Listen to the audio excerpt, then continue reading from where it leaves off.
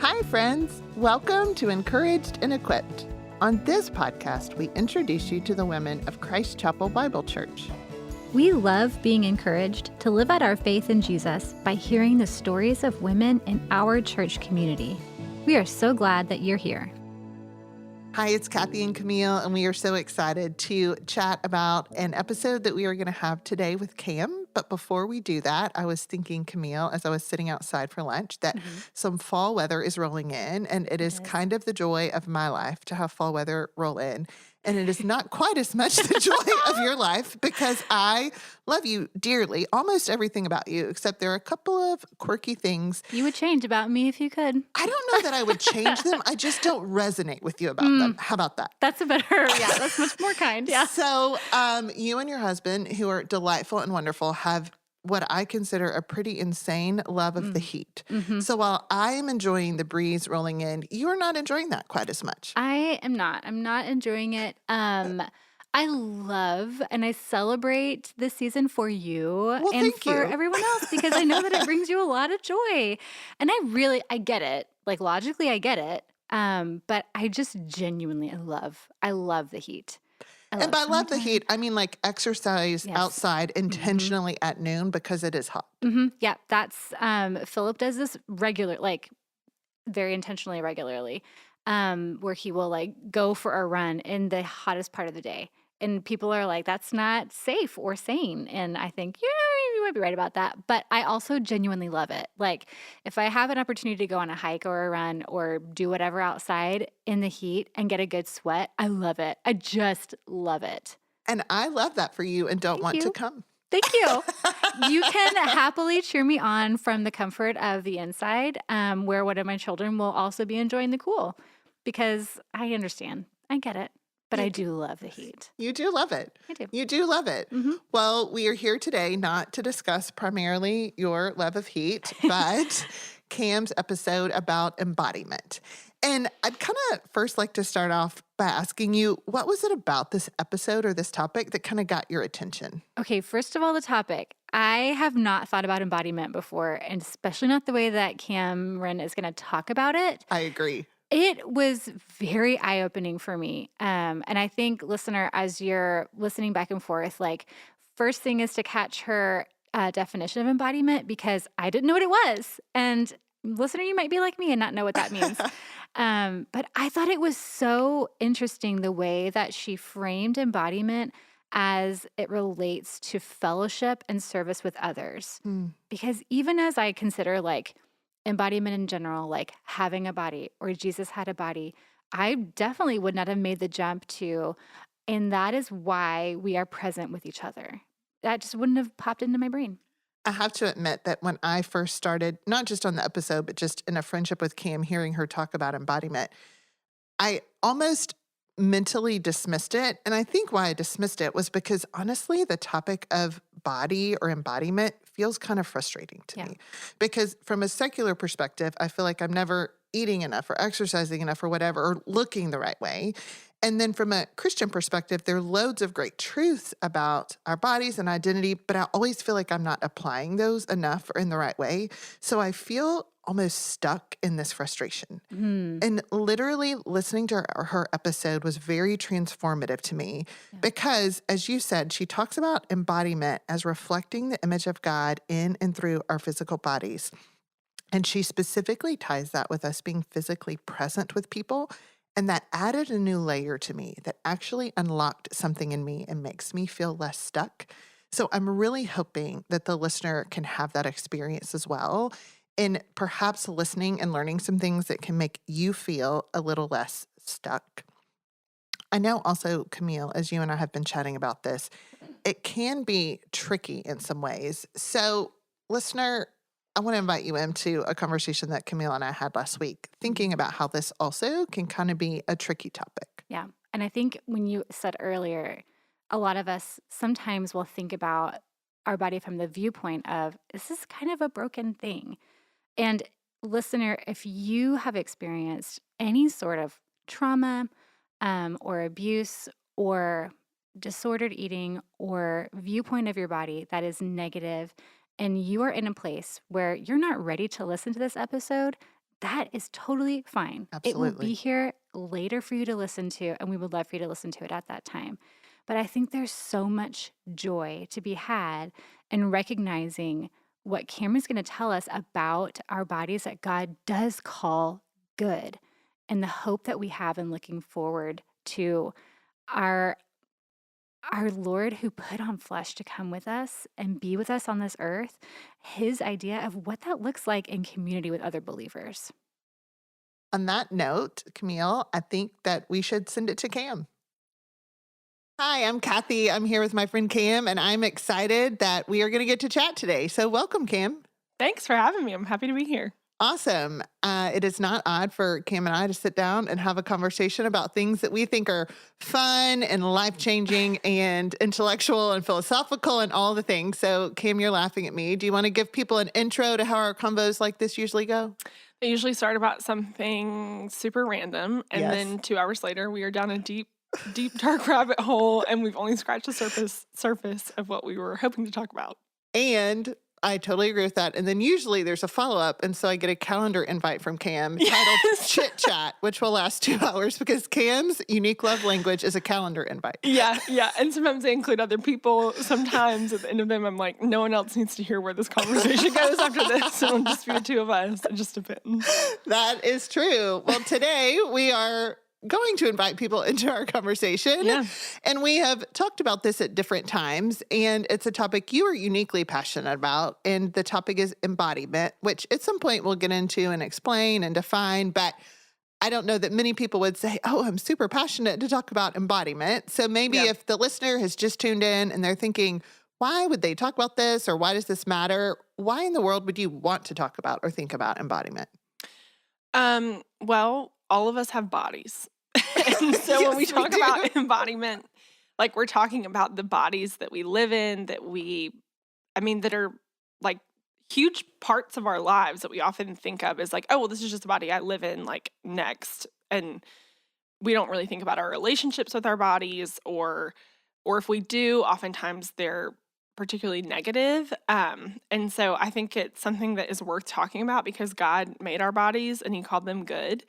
And um, they are how we experience the world around us. Like they're how we experience community. They're how we experience um, like day-to-day thing. Like our body is just a part of everything we do and we don't talk about it much. So I want to talk about it. Well, we are going to talk about it. And as you were talking, I was thinking about, I guess, just the images and marketing that come to me. And as much as Mm. I may not sit down at lunch and talk with someone about embodiment, I'm pretty regularly kind of subtly Yep. and maybe not so subtly told what to think about it, what it should look Yep. like, what it should be. And to some extent, that is from maybe a secular perspective, but even from a Christian perspective, sometimes that comes up. But I was actually talking with someone recently, just giving them a cliff notes of one thing you had thought about embodiment. And they looked at me and they Mhm. were like, that's so interesting because I just would have thought our application of that would have been different. And they meant that in a good way.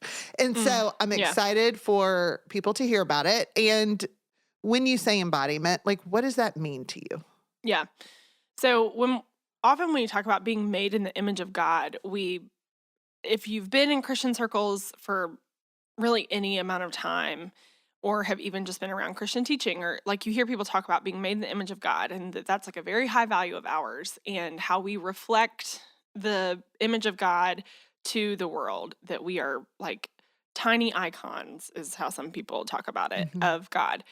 And we talk about that as if that's just that we're creative, or that we experience joy, or that we can emote or empathize or connect, and all these things. And all those things are true. But a part of how we reflect God to the world is with our bodies. Like being embodied is a part of how he uniquely designed humans to reflect his image to the world.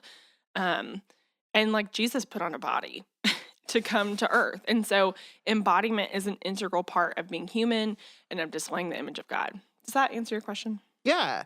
And just to clarify, when you say body, you mean primarily the physical body. Not that Yeah. it's not connected to other parts. Totally. It's not connected to spiritual, emotional, but you're thinking about the physical body. Yes. That like you have skin on and like hair and eyes and organs, like all of those things. And we believe in the holistic person and blah, blah, blah.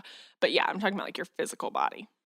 Okay, so I can tell when you talk about Jesus being embodied that this is incredibly exciting to you because your face lights up. So I want to ask, what is so precious and meaningful and significant about Jesus having a physical body?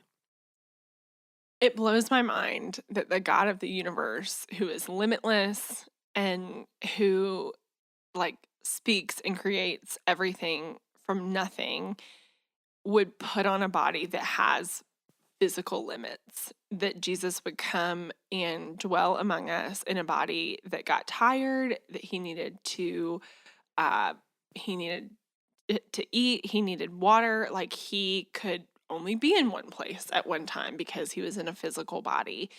That that alone communicates a value about how he values the human body and can empathize with our own limits of embodiment. But even how he engages with other people's bodies in the Mm. Gospels, I think is like particularly moving because he doesn't just say, "I've made you well spiritually. Quit worrying about the physical." But he often he healed their bodies. He healed diseases. The blind were able to see again.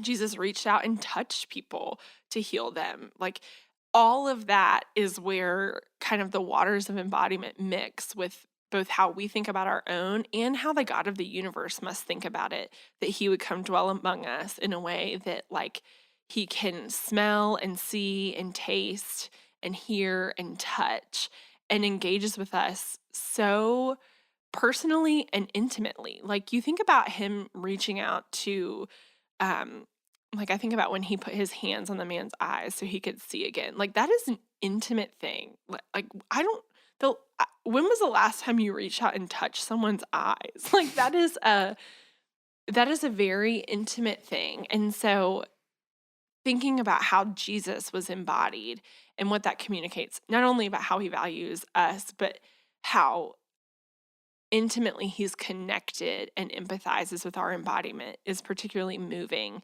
and I think should tell us, oh, it must be good that I am. If the fullness of God was pleased to dwell in a body, then it's not bad for me to dwell in it. Mm. I love that. When I think about our bodies, and again, because we're born with a body, we haven't ever lived without one. Yep. And so, in a sense, you would think, oh, this should be innate to who we are. We should totally understand it. We've literally never lived without a body. And Yep. so, there's a part of me that thinks, well, we should just naturally get it because we were literally born this way. Mhm. And yet, I think there are barriers to embodiment, or at least barriers to doing embodiment well, Yep. which we live in a broken world. So, of course, everything is broken, which means that my body is broken and my understanding of my body is Yep. broken.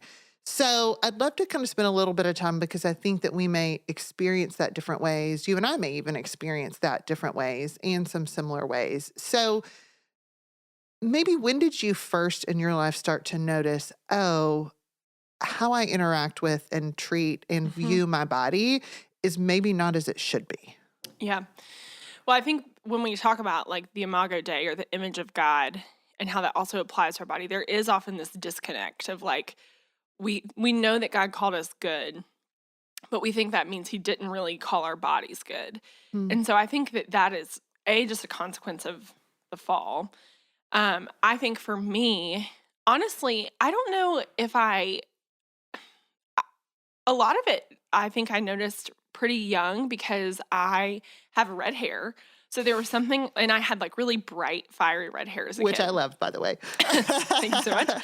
But like it was something different. Like I'm like thinking, I really don't think I still have any friends who have red hair. Like I was a very tall child. So there were several things about my appearance and like Hmm. my like embodiment that people regularly commented on.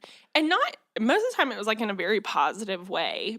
And so I don't want to be like, don't even comment in a positive way. But my awareness of it, I literally couldn't even begin to tell you when my awareness really started. And because it was all different, because I was taller than everyone, because I had red hair, and like some people made fun of people who had red hair, which like whatever. But like all of that was like, oh, something about the way I look is different. And I think it's really easy, especially when you're young, to feel like different is bad. Um, Mm. I also, like, from a pretty young age, I'd say probably starting around the time I was 10 or 11, became very conscious of like how my body looked. I grew up in the dance world, and Mm. there's so many valuable lessons, and like I talk very positively about my You dance. loved being a Yeah. dancer. You still Yeah, do. yeah. Like I talk very positively about my dance experience, and that's all super genuine. And the truth of it is that the dance world is a really hard, like like eating disorders are kind of the norm Mhm. in the dance world. It has changed and improved some, but kind of your value is like how thin you are. And so I think I was getting a lot of like cultural messages around me about how my body looked. And I do not have like kind of the classic ballerina build. I am more like athletically built, Mhm. and that was not always a positive thing in the world I was in. And so I think there were several messages around me. Some people who were really close to me, some who were more out wide, but the message was all the same, that like thin is good, thin is beautiful, thin is valuable. And it really, that deeply formed and honestly marred my view Mhm. of embodiment for a long time. Even, I mean, I think it is something, I don't know if I'll ever really put it to bed in my own like heart and mind because of that. Thank you for sharing that. And I think that when I think about things that impacted me from a young age, I appreciate you saying, I understand what the truth is now, but I was still really impacted by that. And I Yeah. still fight that. Thank you for, again, sharing about yours. My guess is that you've had friends, and just from Yep. observation of life, Mhm. that that isn't the only way that our view of embodiment is marred, or Mhm. we experience it in a way that isn't consistent how we were supposed to. Yeah. So where Mm. else have you seen it? Gosh, I think unfortunately I think the negative side of embodiment is kind of in the groundwater Mm. of a lot of our conversation and in our uh, just in our relationships and how we like the things we talk about. I think that gosh, how many ads do we even get a day? You know, I feel like the statistics are always changing, but how many ads we're inundated with?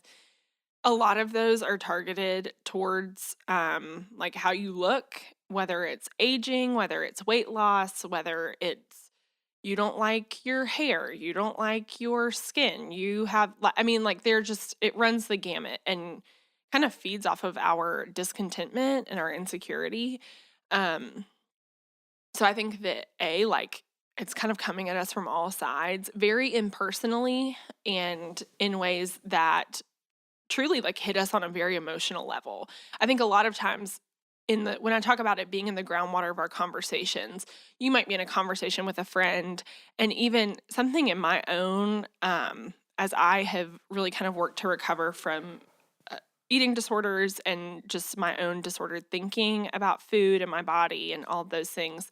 Like one of the things that's like honestly hard for me in conversations is if I'm in a conversation with somebody and they're like, "Oh, I was bad today and had a cookie." And I'm like, Mm. "You just assigned a moral value to yourself over what you ate," which is A, not true, but B, I'm working to like undo that in my own heart and mind. That's what I mean. It's in the groundwater. And so what has just been communicated in that conversation is like you really it has betrayed like their belief in what is good and bad and what they think about their bodies and weight and all of those things that might be hard for me to hear as I'm fighting that in my own mind. And they may not say anything to me about what I eat or how I look, but it's kind of reinforcing this cultural narrative in our conversation that they have internalized about themselves. Um, and so that can feel impersonal. But I think what happens like with marketing too and how we're marketed things is that it really like they are, and you know this with a marketing background, like they are driving at like your deepest fear, insecurity. Like Mhm. it's coming for you. Like if you are afraid of what might happen if you gain 10 pounds, if you are afraid of how your life might look or what it might say about your own value, if you actually look 40 or 50 instead of perpetually 20, like they're coming for you. And you may not ever have that direct of a conversation with someone else one on one. And so I think it's like you're almost getting hit from all sides of both the impersonal and stuff that like is really designed to be personal. And I think part of what makes it uniquely challenging is that sometimes we're told messages that aren't the truth. Mhm. But sometimes, like, you might get the job or the position or the Yep. opportunity or the Yep. the date or whatever if you did fall into a different Yep. category. And so it's not all a lie that if you don't fit X mold, you Yep. may not have this happen. Yep. Now, we have a sovereign God and we definitely trust him. And we can acknowledge that from a certain perspective, like you will experience a consequence that you don't want because of something with your body. And that's deeply grieving and hurtful. Yep. I think that just goes to show like how like the assault on the image of God. We often talk about that when we talk about like issues like modern day slavery or abortion or any of those things. But I think the conversation of embodiment is also a place where you see that assault on the image of God so clearly. And what's most chilling about it is that it's often really celebrated and talked about as if it's like no big deal. And like you said, at times turned into a moral issue on the Yep. other side, that you are better if. Yep. Yep. That's the messaging. Yeah. I think one other thing that I wanted to bring up, maybe because it's me personally, even at the moment, is that there are some of us that really do experience illness or sickness that Mm. our bodies aren't working like Yep. they would have if they were perfect. I have a chronic illness, it's a connective tissue disorder. Right now and all day long, there's a joint somewhere in my back that is either sublux or disjointed, and I can't totally sit or stand straight. Now, if Mhm. you walked in, you wouldn't be able to tell that, but I'm uniquely aware that I'm speaking, that there is something in my body broken right Yep. now that in a few hours I'll go to PT and she'll put my bone back in place. Yeah. But right now, it's not where it's supposed to be. And Yeah. so there's a very real sense, and I have a great compassion upon those who are listening who are Yeah. like really regularly fighting something that God can heal, but in this life may not be healed, and are fighting that in a significant way. And I have great grief and compassion for Yeah. that. Yeah. One of the things that I think really is important when we talk about embodiment is placing our grief in the right place. Mm. We acknowledge that we live in a fallen world and that means that all of our bodies are fallen in some way. I do not have a chronic illness, but I get sick. Mhm. That is a result of living in a fallen world.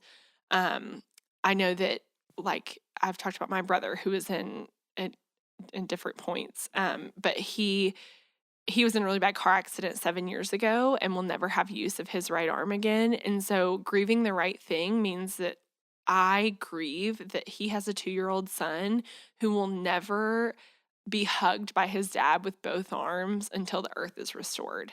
Like, that is Mm. where we grieve the right thing. And so, if I was sitting across from someone and they're talking about a chronic illness they have, or um, any kind of like physical limitation in that way that is because of the fall or because things are not as they were meant to be, like that is well placed grief. You are grieving the right thing.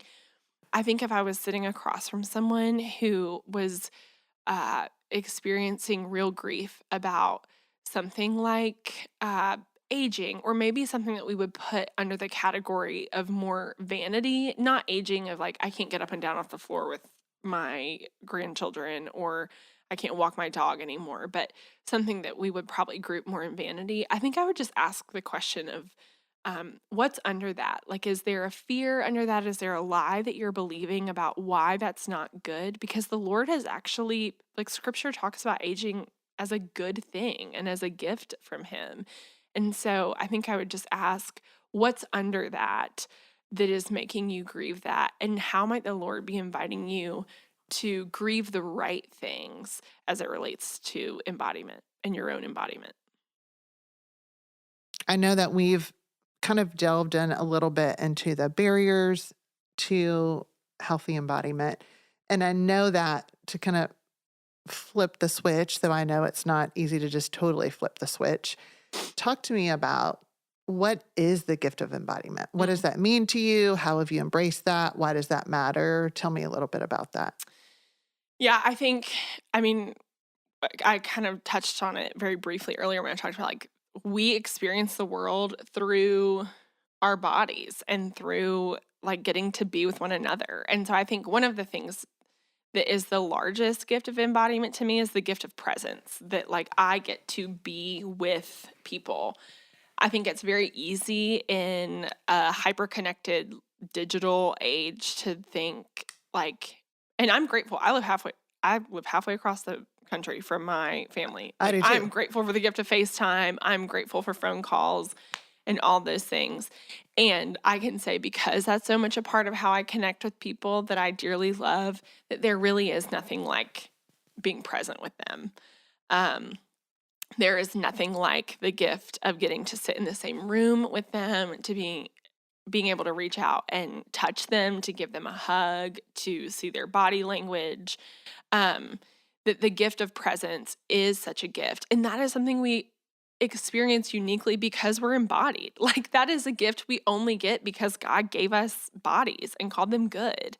And so when we think about friendship, when we think about um, like community, what was one of the things that people missed most in COVID was like gathering with the church. Like they were like, we're Hmm. doing all the same things, but we're not together with people. I think that made us acutely aware of the gift of presence. And so it's easy to think there's all these problems with embodiment and I just need to like call my body good and bless my body and like make peace with it and blah, blah, blah. And sure, but maybe the way that you do that is by like recognizing what a gift it is to be embodied, to be present with other people. And I think about like the ministry of presence and what that does for people. I think that is like the biggest gift of being an embodied human Okay, I have so many questions right now because I think this is so exciting. So, like, truly. And so, my first question may seem weird, and then we'll move to the second question. But my first question is usually, and maybe this is a stereotype or maybe this is true, when people start to talk about the gift of embodiment, I feel like often people start with body positivity. And I'm not saying you're Sure. anti that, but you didn't start with body positivity. You started with and got really excited about the gift of physical presence. Can you Yeah. tell me why did you not start with body positivity, or why is physical presence so exciting to you? Yeah. Yeah, that's a great question. Honestly, because that has been the most transformative thing for me in my own relationship with my body. And I, like I mentioned earlier, have at different seasons or different points in my life have struggled with disordered eating and really disordered eating patterns and a really distorted relationship with food in my body. And so I was in counseling for it, like I had accountability for it, like whatever you would tell someone to do, I was pretty much doing it. And I'm going to be honest, like I don't feel like it helped. Like I don't want to say it didn't do anything, but the thing that most transformed how I saw my body, how I related to food was like, okay, like with food for example, I'm a limited human being with a limited amount of energy. Uh huh. Part of the way that God has made me and called me good is that I run out of energy and need to replenish like my energy supply. That means I have to sleep. That also means I have to eat. It means I have to drink water. So like food is an integral part of being of what he said was good. That like Mm-hmm. he made my body to require food. It is not the enemy and it is not bad. Like there is not a moral value on food. Um Another part of that was honestly like kind of getting outside of myself and being with people. Hmm. That gift of presence and being like, oh, when I walk into a room or when I walk into my friend's house and she is hurting, the first thing she is thinking is not, those jeans look different on Cameron. or her arms don't look as toned as they used to. Mm. What matters to her is that I'm in the room. What matters to her is that I sat close enough to reach out and touch her when she started crying. Like, those are the things that matter. What mattered when my friend was engaged, or when she was getting married, or when she graduated from college, when I walked into that room, her first thought was not, that dress doesn't fit Cameron the way it used to. The thought was, there's my friend who cared enough to show up for me. And so that idea of embodiment and that being the thing that like really changed my perspective and was so healing for me, like that was what did it. It wasn't body positivity. And I think that has worked for people, and like, praise Yes. God. Listener, if that has worked for you, or if you're in counseling and those Yeah. traditional techniques are what God is using in your life, we celebrate that. Yeah. But part of being embodied means I live in community. And so I really found that like community was where a lot of that was healed for me, and where it's still being healed for me. I think it's so interesting as you talk about that, is that, and again, there's a part that is healthy about evaluating ourselves and where we're coming Totally. from. Truly there is. But it's interesting to me that for you individually, which again, for someone else, it may have been something different, but for you, it was focusing on someone else that helped you have a healthier view of your body. Yeah. Yeah. Yeah. I know. I think it's like, I still talk about it and I'm like, yeah, crazy how that works. Like that was wild. Because it wasn't really what I expected. And I think the thing that the Lord used to so change me and change my relationship with myself and with my body and all of those things wasn't like, it just surprised me. Don't you love it when God does that? Yeah. I thought he was working on one thing and he was working on something else. What are some other examples? Because I want you to visualize this for us, either in small ways or large ways, that either you have gotten to demonstrate the gift of physical presence to someone, or they have done that to you and you've seen the difference that it's made. Oh my gosh, so many. Uh, I think once I kind of saw how that was changing me and transforming me, it really made me honestly look at my calendar a lot differently. It made me prioritize, how much margin do I have in my calendar that I can just show up and be with someone for a long time? Like, because I had people who did that for me, who I knew were like clearing certain portions of their day because they knew that this conversation or this thing I had to do might be really hard. And they were like clearing out portions of their calendar so that they could be available to me and be present with me if I needed them to be. That was really transformative and like a very practical way to do it. I also think that there are times where you just show up and you don't wait to be asked. You don't wait to be invited in. You don't wait for certainly like the explicit invitation, but even the implicit invitation, like you just show up. I think that I often think of like funerals being one of those times where I think sometimes when you just need to be there. And so one of the ways that I have done that really practically is by budgeting for it. Like, I have a budget line That's so awesome. that is called Just Show Up. And it is a priority to me to like save to that end, so that, because I love so many people who are halfway across the country or all over the country, that like if something happens, I can buy a flight and get home and be with them, or I can make that drive to the funeral and stay in a hotel and I'm not really taking a financial hit. I'm not worried about it. Like, You've planned because for it. I've planned for it. I've planned to show up, whatever that looks like. And I don't want to knock like sending flowers or a phone call or whatever, but there is something different that happens when you walk into that room and when they see that you have shown up and been there.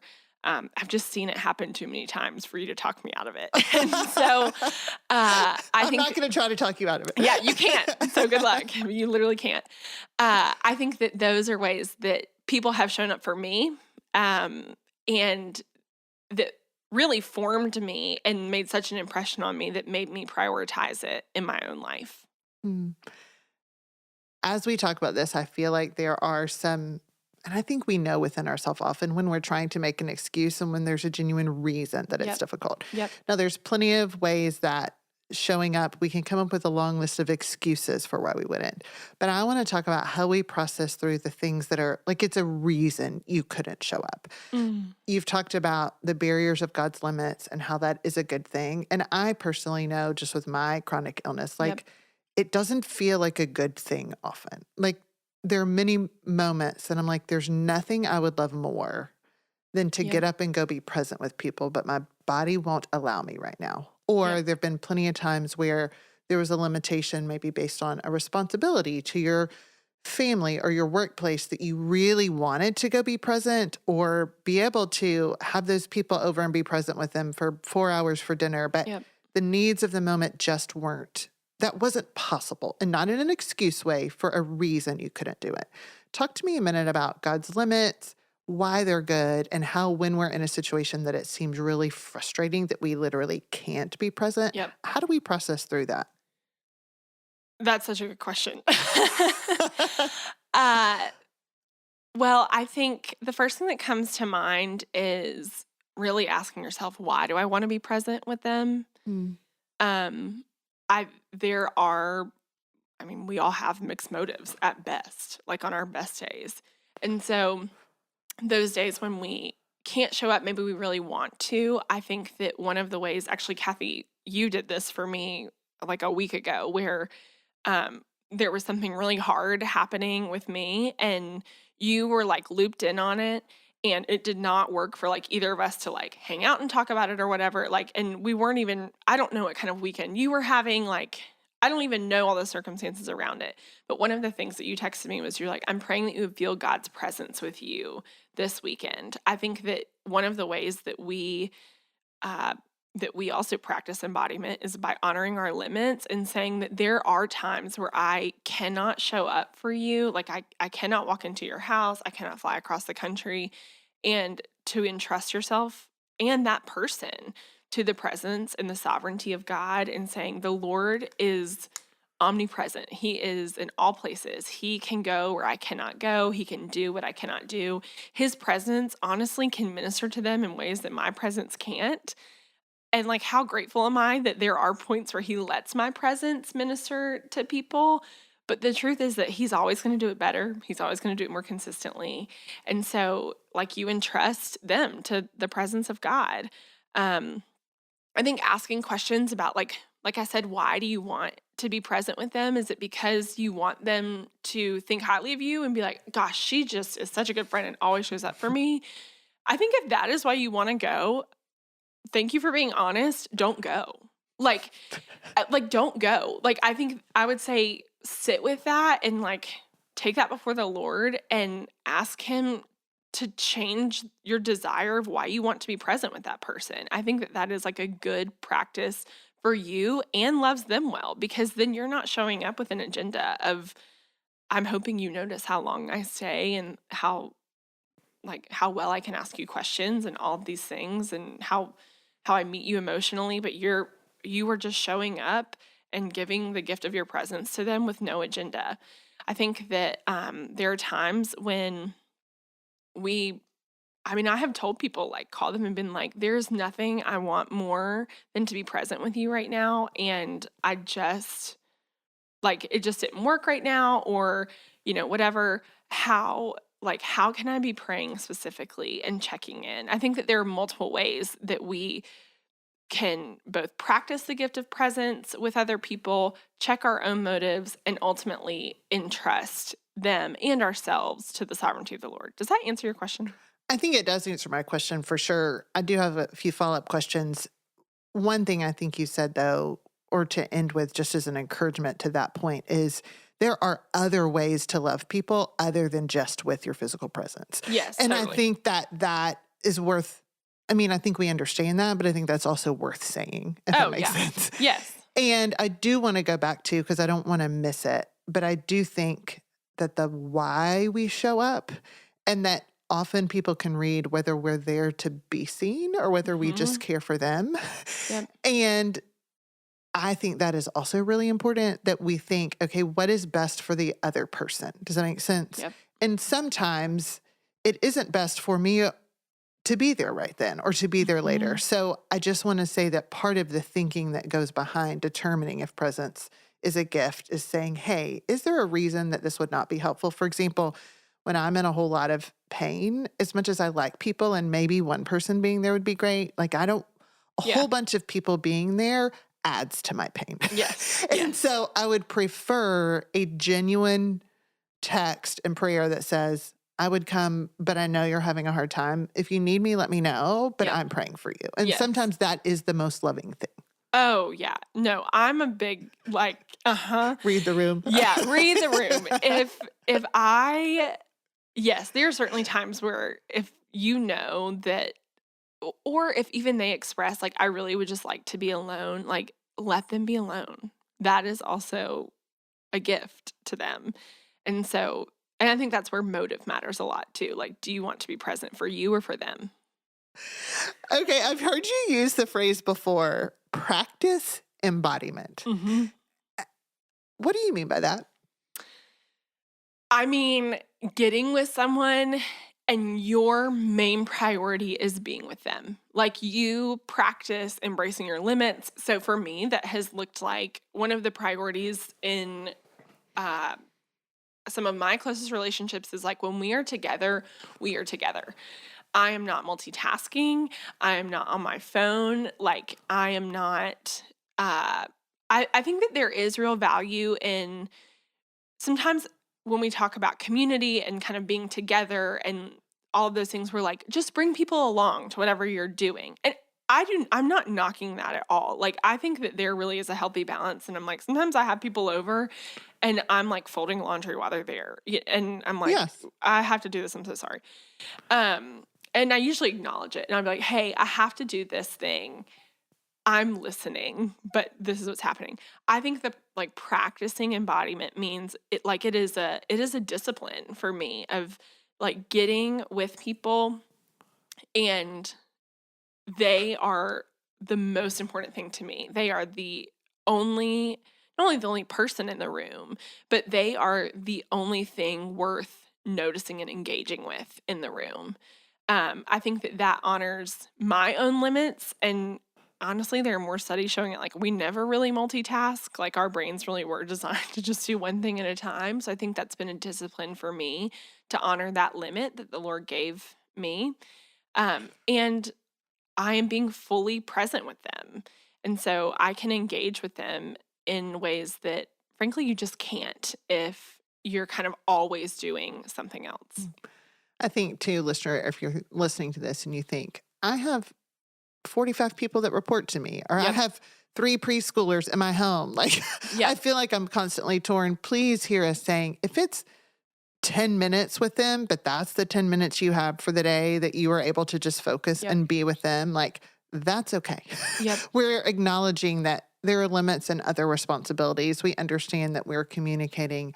How can we grow in practicing being present Mhm. within the midst of a bunch of other responsibilities that we have? And how can you give other people the gift of being embodied? Like I know for you, Kathy, like something you did.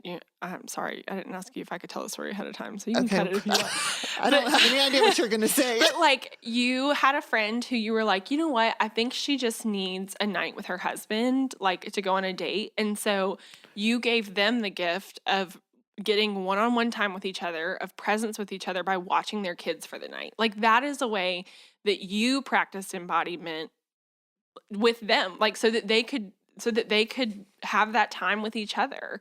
And so I think if you're hearing this and you're like, yeah, no problem for me, but you have friends who have little kids at home or you have friends who have hectic schedules, like what are creative ways that you can give them the gift of Mm, getting to practice embodiment with another mm. person? Yeah, it really is I loved being able to do that. That was so fun. And I had a Yeah, sorry, I blast just ratted you out. being with her kids. We'll ask her if we can keep it in. Not many people know I did that. It's not like some state secret, but that's just not something you Sure. did for the purpose of telling other people about. But one other thing that I wanted to ask, and this was very practical because, of course, there are the once every couple of years when you might get on a plane to go to a Yeah. funeral or some big things, which I actually think is profoundly important. And I know that you think of embodiment in a very practical, multiple times a day, multiple times a week thing. Yeah. So you have no idea I'm going to ask you this, but can you think through maybe the past week of your life and either in your life or people you observed just in your whatever you were doing?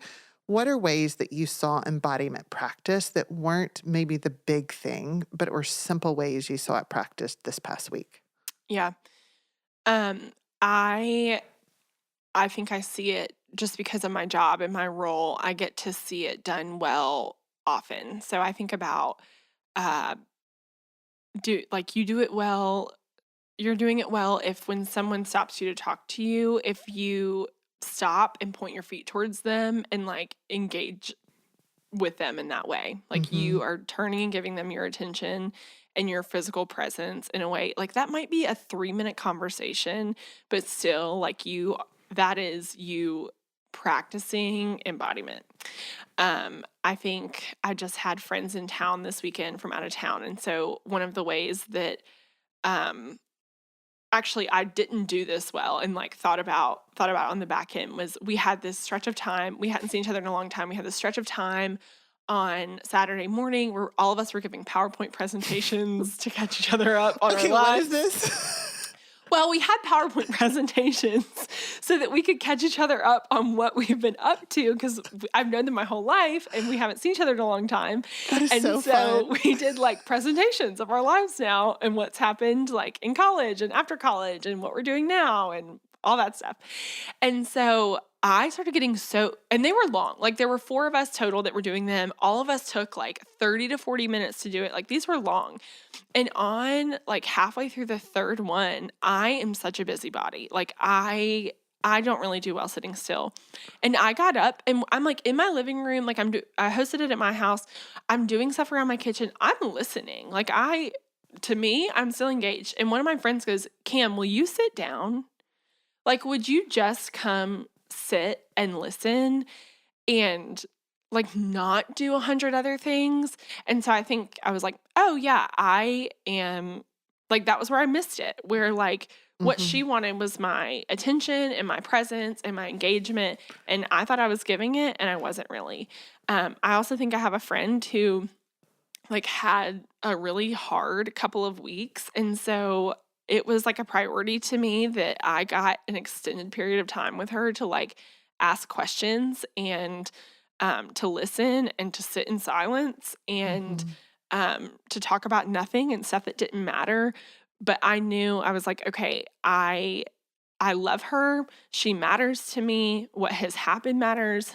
She has told me like that I'm like a safe person to her. And so what matters to me is that I show up in this way. I don't have anything I have to be at after this. Like this is my priority for the day. And so, and you can't always do that. Like you can't always take the whole, whatever length of time to do that. But sometimes you can and you should.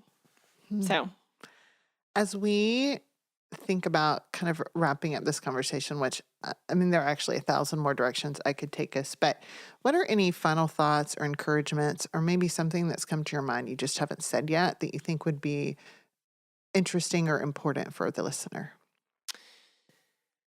I think that most of us carry some level of shame or we have some kind of baggage when it comes to our bodies. Maybe you have never really struggled with how your body looks, but your calendar might betray that like you really don't like that you only have a certain number of hours in the day and that being productive is the most important thing to you.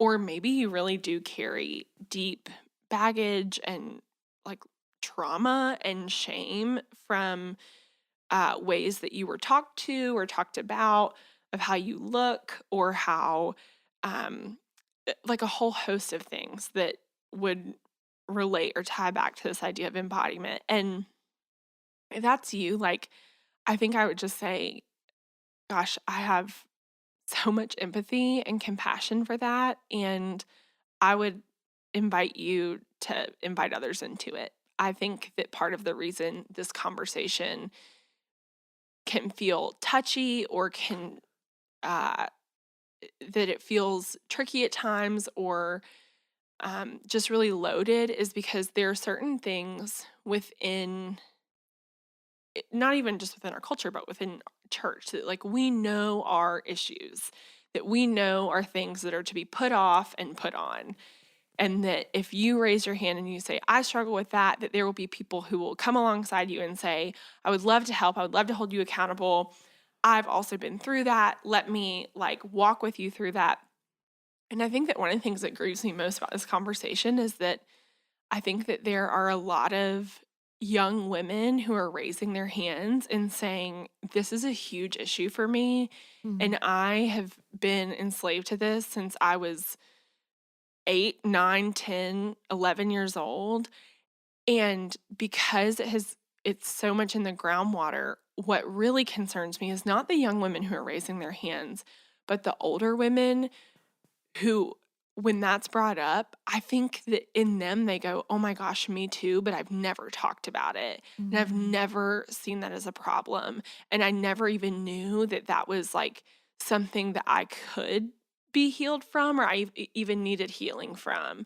And so I would say, like, if any of this is you, and if you're realizing, like, man, my relationship with my body, whatever that looks like, whatever that relationship looks like, maybe isn't super healthy, like invite someone into it. And it might be kind of clunky and you may not even really know what you need, but even just saying it out loud, I think is important.